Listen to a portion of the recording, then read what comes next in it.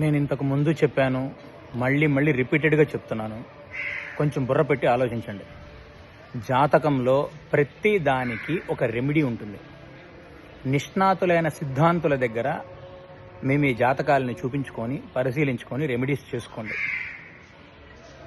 ఫలానా నక్షత్రం అమ్మాయిని చేసుకుంటే మామగారు చచ్చిపోతారు, ఫలానా నక్షత్రం అబ్బాయిని చేసుకుంటే అత్తగారు చచ్చిపోతారు, లేకపోతే ఈ అమ్మాయిని చేసుకుంటే అబ్బాయి చనిపోతాడు, ఆ అబ్బాయిని చేసుకుంటే ఈ అమ్మాయి చనిపోతాడని ఏ సిద్ధాంతి కూడా తన నోటితో చెప్పడు.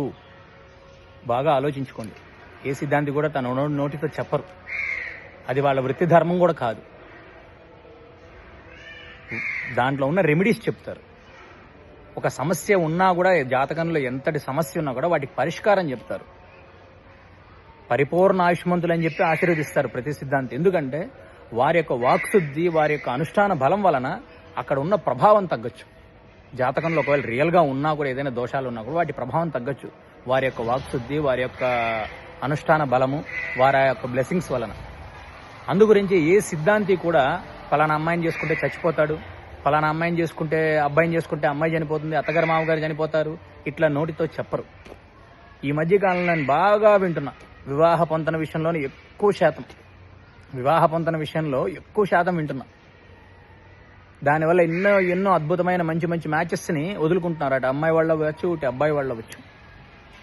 మీకు మంచి నాలెడ్జ్ ఉన్న సిద్ధాంతిని, సబ్జెక్ట్ ఉన్న వాళ్ళని వెళ్ళి సంప్రదించండి. ఎందుకు పదే చెప్తున్నానంటే, ఎవరు సబ్జెక్ట్ ఉన్న వాళ్ళు, సిద్ధాంతులు, మంచి అనుష్ఠాన పరులు ఎవరు భయపెట్టరు. వాళ్ళు ప్రతిదానికి సమస్య ఉన్నా కూడా పరిష్కారం చెప్తారు. రెమెడీస్ చేసుకోవచ్చు. ప్రతి దానికి కూడా జాతకంలో రెమెడీస్ ఉన్నాయి. ఆస్ట్రాలజీ అవ్వచ్చు, ఏదైనా అవ్వచ్చు.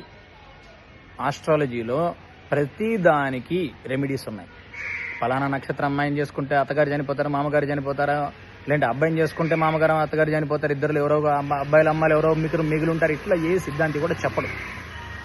వాటికి రెమెడీస్ చెప్తారు. నిష్ణాతులైన సిద్ధాంతుల దగ్గర చూపించుకోండి.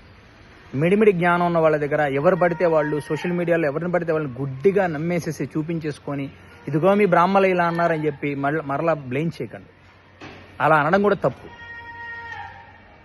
కూడా తప్పు. ఇంకొకటి, మీకు మ్యాచ్ నచ్చలేదా క్లియర్గా చెప్పండి. అంతేగాని జాతకాల మీద తోసేయకండి. జాతకాలు కలవలేదండి అందుకని మాకొద్దు, ఇట్లా ఇది వాళ్ళకి పర్సనల్ విషయాల్లో నచ్చకపోయినా కూడా జాతకాల మీద దోసేస్తున్నారు. అది కూడా తప్పు. ప్రతి ఒక్కరికి చెప్తున్నా, తెలుసుకోండి. నిష్ణాతులైన సిద్ధాంతుల దగ్గర చూపించండి. వారు ప్రతి సమస్యకి పరిష్కారం చెప్తారు. చక్కగా పరిష్కారం చేసుకోండి.